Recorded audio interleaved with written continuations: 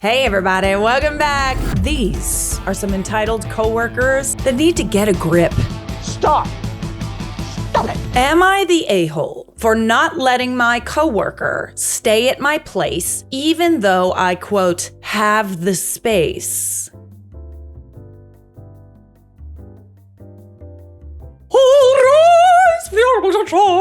I hate it already. So I, 23 female, live alone in a small 2-bedroom house. One room is mine, the other one is basically my everything room. It's my office, my closet, storage. Sometimes I just lay on the floor in there and stare at the ceiling when life sucks, lol. It is not a guest room. I've lived with horrible roommates before, so I worked really hard to be able to afford my own place, and I love having my space. Here.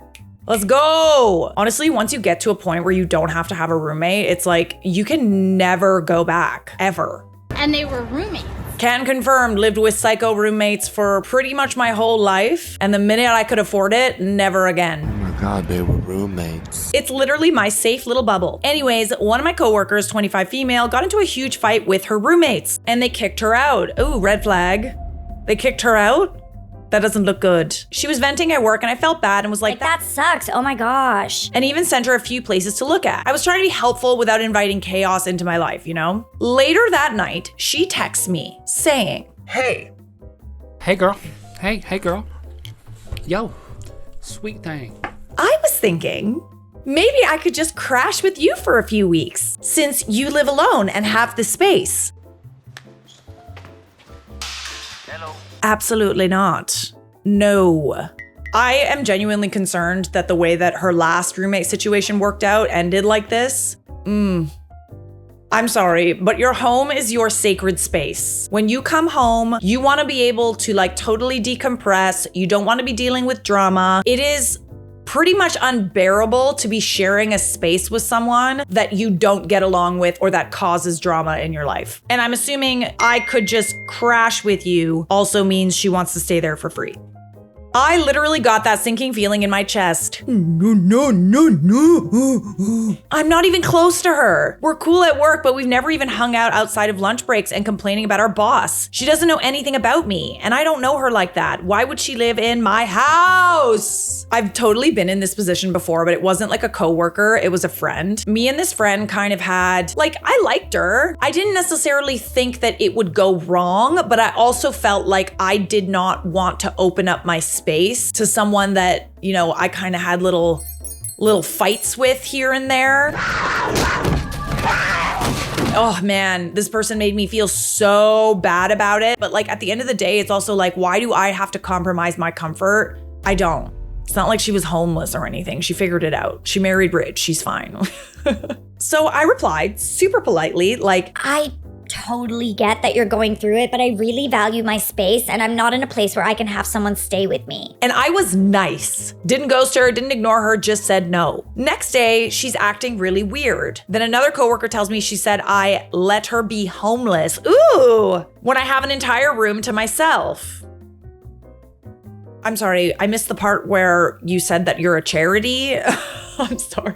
It's one thing if it's you've known her for a really, really long time and she really was, going through something really terrible. You're giving her a safe haven from her horrible boyfriend or something like that. But you barely know this person. She also doesn't have a good track record with roommates. If this was a living situation in which she needed to provide references, I'm pretty sure that a landlord wouldn't be guilt tripped into letting her crash.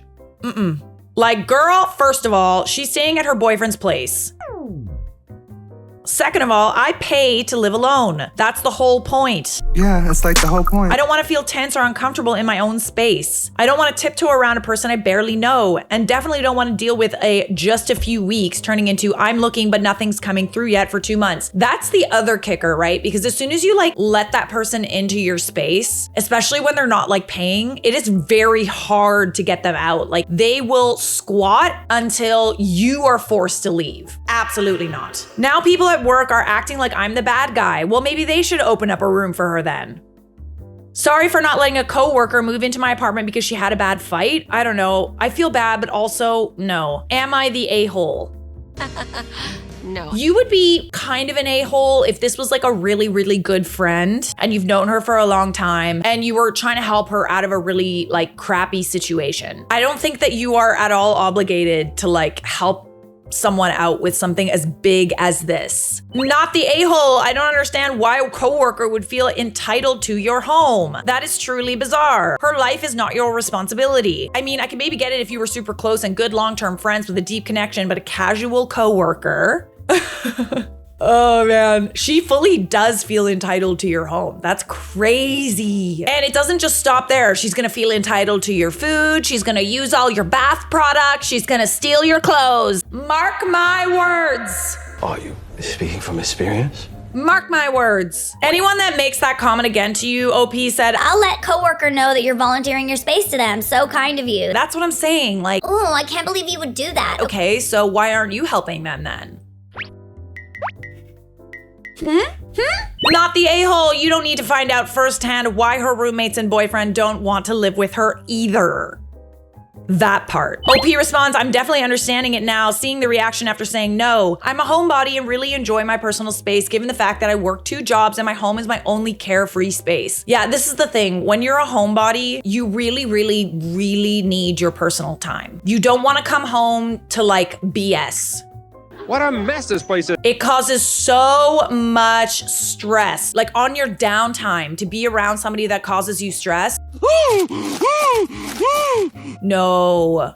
I've been in situations like that before and it's ruined friendships. It's not good for anyone. And a small update. Oh my gosh, this update. Next day after she posted this update, she went to jail, lol. Oh, imagine if you were guilt tripped hard enough to let this person in your house. Don't know what happened, but I feel horrible to say I laughed. Well, that solves that issue. Well, at least she has free room and board. Oh, I went there. Oh, I did. I went there. So are you the a-hole for not letting your coworkers stay at your place even though you, quote, have the space? As an introvert who also enjoys her space, absolutely not, but I'm also projecting, so moving on. This was posted in the Charlotte Dobre YouTube subreddit. Am I the a-hole for telling the wife the truth about her husband and my coworker? So I, 26 female, work with a girl named Penny, 23 female, and a guy named Ben, 45 male, who has a wife, Sarah, 40 female, and 2 kids. Penny has been crushing on Ben for a while, and it's pretty obvious to everyone at work. How are you not embarrassed? Their friendship has been a major source of tension lately. Ooh, she feels entitled to someone else's husband. Here's the scoop. Penny gets super jealous of the time Ben spends with his family. She often complains about how he prioritizes them over her. Duh. They're my family. Which honestly feels a bit unfair given that he's a married man with kids. It reached a breaking point when Sarah found out about their close relationship. She called Penny several times, confronting her and telling her to back off. It was intense and Penny was furious, claiming that Ben should be able to have friends outside of his family. Except that's not something that a friend would do. That's something that a mistress would do. Like, that behavior is not something that, like, I'm sorry, but why you feel entitled to someone else's husband and their time? Penny? After a few days of drama, Penny and Ben took a break. But shockingly, they got back together shortly after. Okay, so are they friends? Are they not friends? Oh, far more than friends. I think it's pretty obvious they're more than friends. Sarah found out again, and the same argument ensued. Penny was insistent that Ben's wife was more important than her, which, duh, she is. Why is that, like, so shocking? Like, I don't get it. One day at work, Penny was venting to me about how she felt like Ben was being unfair and how his family was always in the way. Wow, the land of make-believe. In a moment of frustration, I told her that maybe she should think about how it feels to be Sarah, being married and finding out your husband is getting too close to a much younger coworker. I mentioned that if it were me, I'd want to know if something shady was going on. After that, I ended up texting Sarah to let her know about Penny's feelings and how she was struggling with Ben's attention toward his family. I felt bad for doing it, but I thought it was the right thing. You did the right thing. Because ain't no way, if they're just friends, that Penny literally feels like that and is like jealous of his family. Now things are even messier. Penny is furious with me, saying I betrayed her trust. And? So she wanted you to like withhold this information from the wife? Huh? Ben is mad at me for stirring the pot, and Sarah is grateful but also overwhelmed with the situation. So Reddit, am I the a-hole for telling Sarah the truth about her husband and my coworker? I always find it interesting that people feel bad for, like, yes, you are kind of stirring the pot and you're involving yourself in other people's drama. At the same time, it's also like, if I were Sarah, I would want to know. And this code of silence that people have to like not involve themselves in like cheating, if it's not, you know, someone, even if it's someone close to them, you know, they kind of just take a back seat and they let it happen. That's why it happens. That's why it gets out of control. Sure, you're an a-hole to the a-holes in this story. So what? But it's okay to be an a-hole in someone else's story. Not the a-hole. Sarah needs to know what's going on in her own marriage. The fact that Ben has not shut Penny down and reported her to HR for harassment is an issue because it's mutual, babe. It's mutual. It's not harassment if it's mutual. Penny and Ben are creating an uncomfortable work environment for everyone, including you. That was unbelievably inappropriate behavior, Cheddar. You probably need to report that to HR and management as well, as this situation needs to be addressed for everyone's sake. Both Penny and Ben sound like really crappy people, and if they hadn't caused this issue in the first place, you wouldn't have gotten involved. Why do my actions have consequences? You are not the a-hole, my dear. All right, we got one more. One more. Am I the a-hole for refusing to crochet for a coworker after she didn't pay me? I, 34 male, love to crochet. Ooh, yes, go off, bestie. I picked it up from my stepmom and have been crocheting since I was about 7. I won't say I'm excellent at it, but I do okay. I work in a predominantly female workplace. I crochet on breaks. We went through a time at work where almost everyone was having a baby at one point. About 3 ladies all got pregnant within 3 to 5 months of each other. I got them each something on their registry and also gave each one a baby blanket. This opened the door to people wanting other things like gloves, hats, and even a sweater. The baby blankets were free, of course, because that's my gift to the baby. I mean, you seem like a pretty nice person. The fact that you're like hand making everyone these things. It's a recipe for disaster, honestly. Like, doing nice things for people repeatedly, like, you want to be able to do that. And ideally, we live in a world where people do not take advantage. Good luck with that. But almost every time, people take advantage. That's how you breed entitlement. I wish we could live in a world where we all just helped each other. This is delusional. But we can't, because there's takers. There's givers and there's takers. Take it like a taker, baby. I informed them that I could do the other projects at a cost. $10 to $15 for scarves and hats and gloves, depending on patterns and colors wanted. $30 to $80 for blankets, again, depending on what they wanted, the cost of yarn, time, size, etc. They agreed and I got started. Right, because you're the one that's like paying for these materials. And I'm sure that this is taking you a very, very long time. You know, if it's like for a baby, it's like a present, then that's one thing. But if it becomes this thing where it's like, ooh, I got like my own personal crochet master making me all my stuff. You at the very least have to pay for the materials. It's been fun, but in the beginning, I wasn't smart about it and would give them the project before getting paid. Ooh, this is why there's things like deposits in place. First, the money. Like, it sucks that there's like an industry standard to deal with people who do not pay, like, artisans and artists, and like those things are literally built into contracts because of how many people take advantage. We were all friendly and I know how much our jobs pay, very little. So if they didn't have it, I said it was fine and they could catch up on the next check. This worked okay until a worker we will call K. K is for Karen. Orders 3 sets of hats and gloves and scarves. She didn't have the money upon completion like the others. I said it's fine and she could catch up and pay later. Times are hard. I get it. Times are hard, yes, but it's also like, times are hard for a lot of people. The entitlement is strong with Kay. She ended up paying for 2, but not the last one. I gave her time, but after a few paychecks, I did remind her she still owed for the last one. Another month of excuses, another reminder, and nothing. I realized she wasn't going to pay. I didn't ask for the product back, but I did change how I collected payment. Everyone now has to pay beforehand, not after. You seem to be the one fulfilling your end of the bargain, okay? I'm a man of my world! I don't really see a problem with you charging upfront because it does cost you money. Like you have to go and buy the materials. When you're getting something custom made, you do have to pay for things upfront a lot of the time. Kay has been asking for a baby blanket now as her son is having a baby. Her son is having a baby, not her.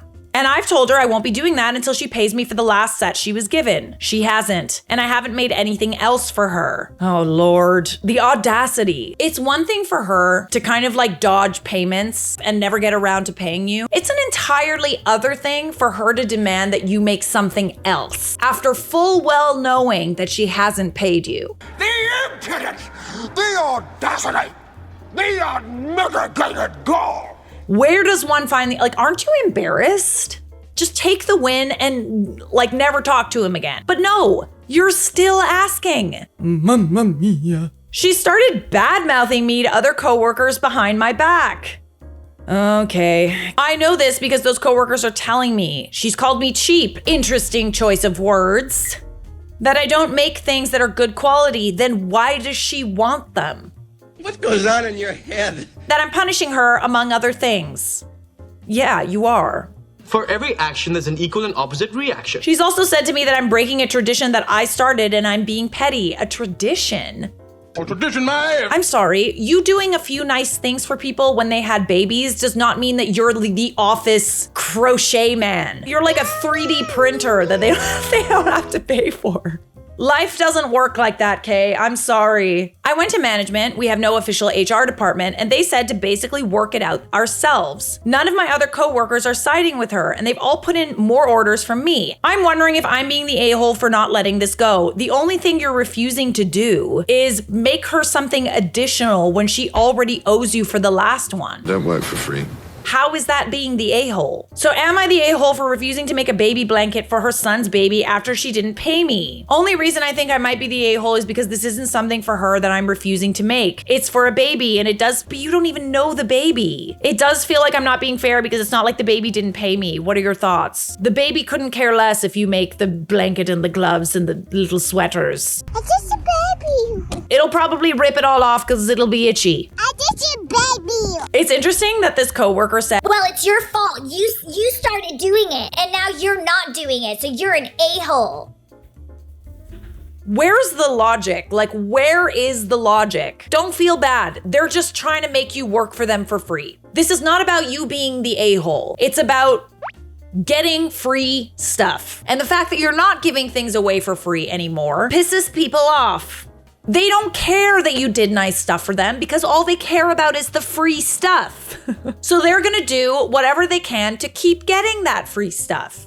The fact that all of these other people are kind of backing you up speaks volumes. I'm really glad that everyone seems to be kind of like on your side. It shows that not everybody feels entitled to free stuff. Not the a-hole. If Kay felt you didn't make good quality products, then why doesn't she get a baby blanket elsewhere? Because she's learned that if she pressures you and maybe gets everyone else to pressure you, she'll get yours for free. It's not about the quality. You spent time making hats, gloves, scarves, and she didn't even pay for the last one. She doesn't respect you or your labor. If she wants a handmade baby blanket so badly for her son, she can crochet a baby blanket herself, literally. I used to crochet. Once you get the hang of it, it's not that difficult. But she doesn't want that because that involves work and she's entitled. And please don't let this ruin your love for crochet and sell stuff on Etsy. You're not being an a-hole. That baby doesn't really have feelings you can offend. It really doesn't. It's just a bag of flesh. Like,